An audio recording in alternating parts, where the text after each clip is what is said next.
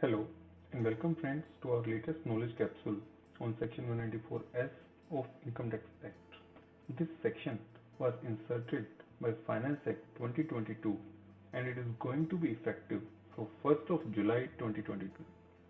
This section requires the buyer to deduct TDS on transfer of virtual digital assets, which we call cryptocurrency as well. Trade in these cryptocurrencies have been on an increase, and government in this budget itself has made the gains made from transfer of VDAs taxable under section 115 BVH of Income Tax Act. Further, to capture such transactions at source itself, section 194S has been introduced. Let's now first go through the brief provisions of section 194S. Any person who is responsible for paying to any resident any sum by way of consideration for transfer of VDA, resident को consideration पे कर रहा है for transfer of virtual digital asset, वो liable है to deduct that TDS. इसमें deductee कौन होगा? Any resident. तो जो रेसिपिएंट है, जो सेलर है, एनी रेजिडेंट, वो इसमें डिडक्टी रहेगा. रेट ऑफ टीडीएस इसमें 1% of consideration amount, gross consideration जो आपकी वीडियो के transfer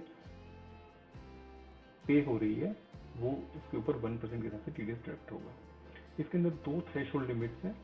50,000 is the threshold limit in respect of specified person, और इसके अंदर स्पेसिफाइड पर्सन को उन्होंने डिफाइन किया है एज इंडिविजुअल और HUF who don't have any business और प्रोफेशनल इनकम, प्लस इंडिविजुअल और एचयूएफ जिनकी जो बिजनेस टर्नओवर है वो 1 CR से नीचे है और जो प्रोफेशनल रिसीट्स हैं वो 50 लाख से नीचे है.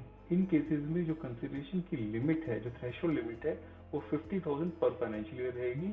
इसके अलावा जितने भी केसेस हैं उसमें 10,000 पर फाइनेंशियल रहेगी, जो कि अपेरेंटली सिग्निफिकेंटली लो है, बट अभी as of date these are the limits.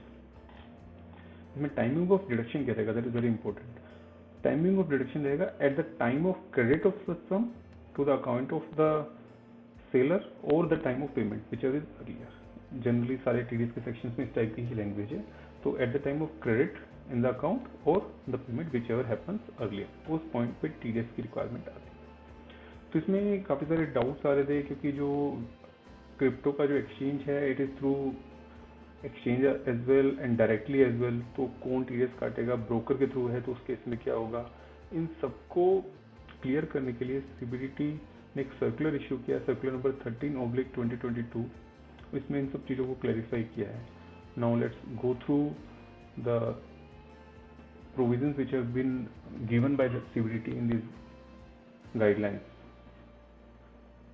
The first scenario which comes is the consideration is transacted in cash. In cash consideration के अंदर भी there can be 3 scenarios. The first scenario is peer-to-peer transaction. Basically, buyer and seller are directly transacting that transaction and transferring the VDA. इस case में buyer की responsibility है कि जो वो पे करेगा उसको टीडीएस डिडक्ट करके पेमेंट करनी है. दूसरा सिनेरियो हो सकता है कि ट्रांजैक्शन जो है वो एक्सचेंज के थ्रू हो रही है, बट जो वीडियो की ओनरशिप है वो एक्सचेंज की नहीं है. उस केस में जो टीडीएस की रिस्पॉन्सिबिलिटी है that can be cast on the exchange itself. Documentation कुछ करना पड़ेगा, but exchange can take that onus कि I will deduct the TDS and comply with the provision. तो गाइडलाइंस प्रोवाइड फॉर दिस. और इसमें एक और सिचुएशन हो सकती है कि दो एक्सचेंज के थ्रू हो रही है, but there is a broker in between, through him the transaction is being routed. उस केस में दोनों की, एक्सचेंज की और ब्रोकर की रिस्पॉन्सिबिलिटी है, बट अगर वो दोनों आपस में एग्रीमेंट कर लेते हैं तो broker can also comply with TDS provision, और एक्सचेंज को फिर टीडीएस के प्रोविजन कंप्लाई करने की रिक्वायरमेंट नहीं रहेगी. तीसरा जो कैश ट्रांजेक्शन के अंदर सिनेरियो बन सकता है कि transaction is happening through exchange, but जो वीडियो है उसकी ओनरशिप भी एक्सचेंज के पास है. सो जो एक्सचेंज है effectively becomes the seller. In this case जो लायबिलिटी है वो बायर की रहेगी, बट एक्सचेंज जो है एग्रीमेंट एंटर कर सकती है बायर के साथ कि एक्सचेंज टीडीएस के ऑब्लिगेशंस को कंप्लाई कर देगी, तो उस एग्रीमेंट के बेस पे भी exchange ये ownership ले सकती है depending on that agreement. Otherwise, the primary responsibility shall remain upon the buyer. The second kind of scenarios are in-kind transactions. Like I am holding, say, BTC and some other person is holding Ethereum. So we transact on a date and we exchange each other's cryptocurrency, and there is no cash transaction per se. So in this case, what will happen? So there can be two scenarios. One is where peer-to-peer transaction is happening. So in this case, both the parties are liable to deduct the TDS on each of the videos, because both are the buyer, both are sellers, and each of the parties need to pay the amount first and share the proof of payment to the other party for their part of VDS. And in case the transaction is happening through exchange, in that case, exchange can deduct the TDS based on the contractual agreement with both buyers and sellers. लेकिन इसमें एक detailed procedure उन्होंने prescribe किया है कि exchange जो है, जो वीडीए ट्रांसफर हो रहा है, से उसका जो क्वांटिटी है दैट इज 100, तो exchange would credit only 99 in the account of the buyer, and this one quantity of VDA shall be encashed and converted into money form, and it shall be deposited as TDS. तो इसका एक detail उन्होंने procedure prescribe किया है, कैसे उसकी documentation वगैरह रखनी है. इसके अलावा भी कुछ क्लैरिफिकेशन सीबीडीटी ने इशू की है काफ़ी पॉइंट्स पे. सो एक क्वेश्चन राइज होता है, क्योंकि सेल ऑफ VDS है तो क्या सेक्शन 194 क्यू अट्रैक्ट होगा. तो सीबीडीटी ने क्लैरिफाई किया है, in case TDS is deducted under section 194S, then section 194Q would not be attracted. Then one more question, whether GST और कमीशन अमाउंट के ऊपर भी TDS डिडक्ट होगा. तो सीबीडीटी ने क्लैरिफाई किया है कि GST कंपोनेंट प्लस कोई सर्विस चार्जेस, कमीशन अगर कुछ चार्ज होता है ब्रोकर का एक्सचेंज का, उसके ऊपर TDS नहीं होगा, ओनली नेट कंसिडरेशन के ऊपर ही TDS डिडक्ट होगा. देन थर्ड क्वेश्चन कम्स कि अगर कोई ट्रांजेक्शन पेमेंट गेटवेज के थ्रू पेमेंट वगैरह प्रोसेस हो रही है, तो उसमें क्या पेमेंट गेटवेज की रिस्पॉन्सिबिलिटी है TDS डिडक्ट करने की. तो इसमें सीबीडीटी ने क्लैरिफाई किया है कि इनकेस TDS 194S में डिडक्ट हो जाता है, उसके बाद पेमेंट गेटवे की there is no further responsibility और requirement to deduct TDS.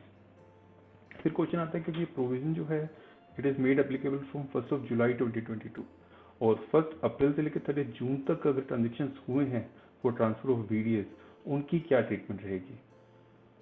Weather the amount of them shall be included in the value of 50,000 or 10,000 as the case may be. इसके लिए हमने कुछ एग्जांपल्स बनाए हैं. Let's go through them one by one. The first example is से 30 जून तक जो VDA purchase किए थे that is 15,000 and post that 45,000. तो इस केस में जो लिमिट है 50,000 की है, सपोज नॉन स्पेसिफाइड पर्सन है, तो इस केस में only 10,000 rupees after 50,000 limit complete होने के बाद जो 10,000 अमाउंट है उसके ऊपर आपको TDS की रिक्वायरमेंट रहेगी. और इसमें आपने देखा है कि जो 30 जून तक जो ट्रांजेक्शन हुई है वो भी कंसीडर होती है in this threshold limit, calculation of threshold limit. उसके सेकंड एग्जांपल है, सपोज जो VDS परचेज हुए up to 30 June that is 55,000 rupees and post that the amount is 45,000. So in this case only TDS shall be deducted on only 45,000 rupees. इस case में though the 50,000 limit was earlier crossed, however उसके ऊपर कोई TDS deduct नहीं होगा, only 45,000 rupees के ऊपर ही TDS deduct होगा. एक और केस सिनेरियो हो सकता है कि 30 जून तक 50,000 हो गया बट उसके बाद कुछ नहीं हुआ, तो इस केस में कोई TDS डिडक्ट नहीं होगा, क्योंकि 1 जुलाई से ही प्रोविजन आया और उसके बाद कोई ट्रांसफर ऑफ VDS नहीं हुआ है, इसलिए there is no TDS applicability in this particular example. So I hope this knowledge capsule helps you in understanding the provisions of section 194S, but since this is a new provision, there may be any other practical queries which you may have. You share those queries through comments and we would be happy to share our views on them. Thanks for watching this video and stay tuned for more such knowledge capsules. Thanks.